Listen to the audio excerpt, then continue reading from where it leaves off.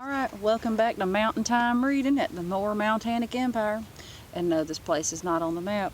It's just what I call my yard. Okay, we're at chapter 2.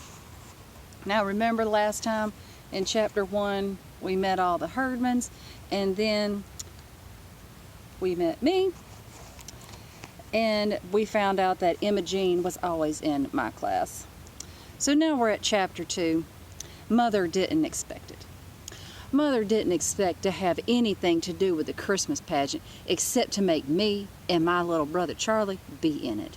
We didn't want to, and to make my father go and see it, he didn't want to either. Every year he said the same thing. I have seen the Christmas pageant. You haven't seen this year's Christmas pageant, Mother would tell him. Charlie is a shepherd this year. Charlie was a shepherd last year. No, you go on and go.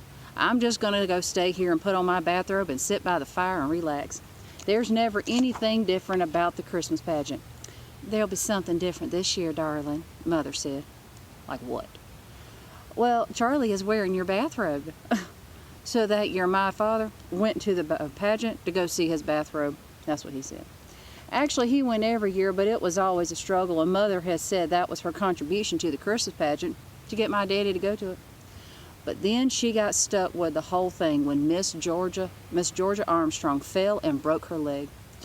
We knew about this as soon as it happened because Miss Armstrong only lived a block and a half away. We heard sirens, we saw the ambulance, and then we watched a policeman carry her out of the house on the stretcher. Call Mr. Armstrong at work, she yelled to the policeman. Shut off the stove, under the potatoes, inform the ladies' aid that I won't be at the meeting tonight. One of the neighborhood women called out, Helen, are you in much pain? And Miss Armstrong yelled, Oh, yes, terrible pain. Don't let those children come anywhere near my private hedge. Even in pain, Miss Armstrong could still give orders. She was so good at giving orders that she just naturally was the head of anything she belonged to. And at church, she did everything but preach. Most of all, she ran the Christmas pageant every year. And here she was, 2 weeks before Thanksgiving, flat out on her back. I don't know what they'll do now about the pageant, Mother said. But the pageant wasn't the only problem. Miss Armstrong was also chairman of the Ladies' Aid Bazaar and the coordinator of the Women's Society potluck supper, and there was a lot of telephoning back and forth to see who could take over those jobs. Mother had a list of names, and while she was out calling about people about the Ladies' Aid Bazaar, Miss Homer McCarthy was trying to call Mother about the potluck supper. But Miss McCarthy got somebody else to do that, and Mother got somebody else to do the bazaar. So the only thing left was the Christmas pageant. Mother got stuck with it. I could run the potluck supper with one hand tied behind my back, Mother told us. All you have to do is make sure that somebody doesn't bring me, or everybody doesn't bring meatloaf. But the Christmas pageant. Our Christmas pageant isn't what you'd call 4-star entertainment. Miss Armstrong breaking her leg was the only unexpected thing that had ever happened to it. The script is standard. The inn, the stable, the shepherds, and the star. And so are the costumes, and so are the casting. Primary kids are angels. Intermediate kids are shepherds. Big boys are wise men. Elmer Hopkins, the preacher's son, has been Joseph for as long as I can remember. And my friend Alice Wendlekin is always married because she's so smart and so neat and clean, and just most of all so holy looking. All the rest of us are in the angel choir lined up according to height because nobody can sing parts. As a matter of fact, nobody can sing. We're strictly a no-talent outfit except for the girl named Alberta Bottles who whistles. And last year, Alberta whistled What Child Is This? For a change of pace. But nobody liked it, especially Miss Bottles, because Alberta put too much into it. Then she ran straight out of air and passed out cold in the manger right in the middle of the third verse. Aside from that, though, it's always just the Christmas story. Year after year, people was shuffling around in bathrobes and bed sheets and shark wings.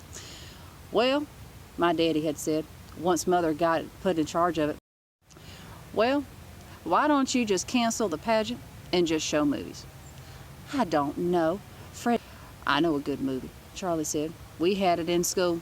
It shows a heart operation and 2 kids got sick from watching it. Oh, never Never mind, Mother said.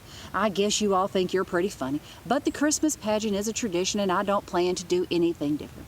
Of course, nobody thought about the Herdmans in connection with the Christmas pageant. Most of us spend all week in school being pounded by those kids and being pushed and poked and everything else, so we look forward to Sunday as a real day of rest.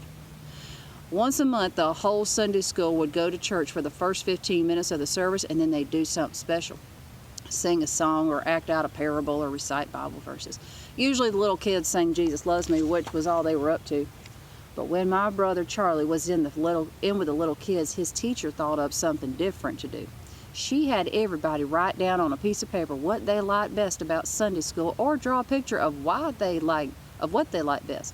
And when we all got into church, she stood up in front of the congregation and said, "Today, some of the youngest boys and girls are going to tell you about Sunday school and what it means to them. Betsy, what do you have on your paper?" Betsy Carthart, she stood up and said, "What I like best about Sunday school is a good feeling when I get there." I don't think she wrote that down at all, but it sounded terrific, of course. One kid said he liked hearing all the Bible stories. Another kid said he liked learning songs about Jesus. 8 or 9 little kids stood up and said what they liked, and it was always something good about Jesus or God or cheerful friends or nice teachers. Finally, the teacher said, "I think we have time for one more. Charlie, what can you tell us about Sunday school?" My little brother, Charlie, stood up, and he didn't even have to look at his paper. "What I like best about Sunday school," he said, "is there ain't any Herdmans here." Well, the teacher should have just stuck to Jesus Loves Me, because everybody forgot all about the nice little churchy things everybody else has said and just remember what Charlie had said about the Herdmans. We went to pick him up after church, his teacher told us. When we went to pick him up after church, his teacher told us, "I'm sure there are many good things that Charlie likes about Sunday school. Maybe he will tell you about some of them, what some of them are." She smiled at all of us, but you could tell she was really mad. On the way home, I asked Charlie, "What are some of the things that she was talking about?" He shrugged. "I like all the other stuff too, but she said write down what we like best, and what I like best is no Herdmans." Not a very Christian sentiment, my daddy had said. Maybe not, but it's a very practical one. But last year, Charlie had spent the whole 2nd grade being black and blue because he had to sit next to Leroy Herdman in school. In the end, it was Charlie's fault that the Herdmans showed up at church.